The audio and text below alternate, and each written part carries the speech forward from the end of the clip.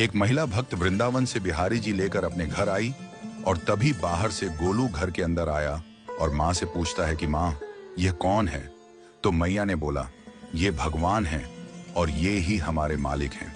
अब तो घर में जब भी कोई नई चीज बनती तो सबसे पहले बिहारी जी को भोग लगता। पहले यह सब चीजें गोलू को सबसे पहले मिलती थीं। इससे गोलू बहुत छिड़ने लगा और मन ही मन ठाकुर जी को कोसने लगा। एक दिन गोलू की माँ काम पर जाते समय बोली, गोलू, यमुना जी से मटके में जल भरकर लाना।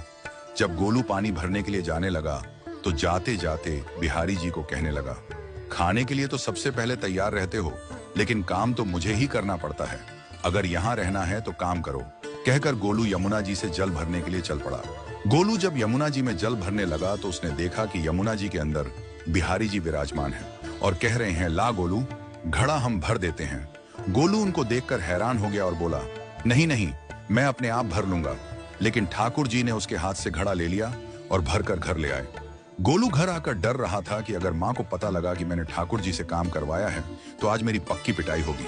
माँ ने घर आकर बिहारी जी को गीले कपड़ों में देखा तो एकदम से हैरान हो गई और कहने लगी कि गोलू, ये जरूर तेरी शरारत है, जरूर तूने ही इन पर जल डाला है। गोलू ने अपनी माँ को समझाने का बहुत प्रयास किया, लेकिन माँ ने उसको डांट कर चुप करा दिया और ठाकुर जी के भीगे हुए वस्त्रों को बदलने लगी।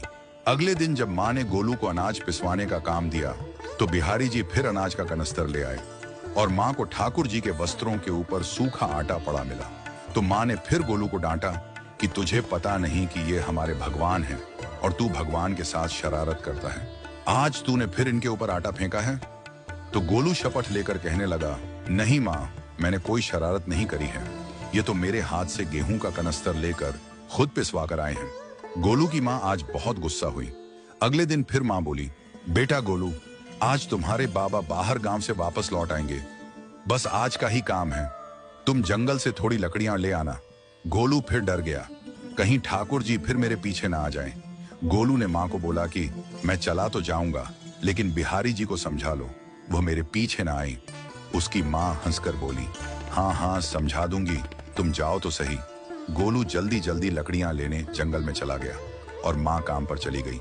लेकिन उस दिन माँ काम से जल्दी वापस आ गई और देखा बिहारी जी अपनी चौकी पर विराजमान नहीं है। वह तो एकदम से घबरा गई कि कहीं गोलू की शरारत तो नहीं। वह भागी भागी जंगल की तरफ गई। तभी उसने देखा कि गोलू के साथ एक इंसान लकड़ियों को लेकर घर आ रहा है। गोलू की माँ यह देखकर हैरान हो गई कि यह तो बिहारी जी हैं। ये क्या हमारे भगवान हमारा काम कर रहे हैं? इसका अर्थ गोलू ठीक कह रहा था।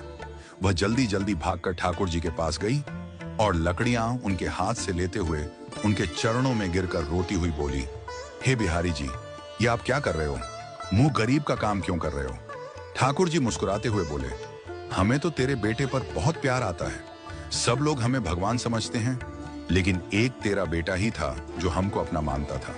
अपना मानकर वो हमें डांट भी देता था, हमारे साथ गुस्सा भी करता था, और जो हमें एक बार अपना मान लेता है तो हम उसके मान के लिए उसके ही हो जाते हैं।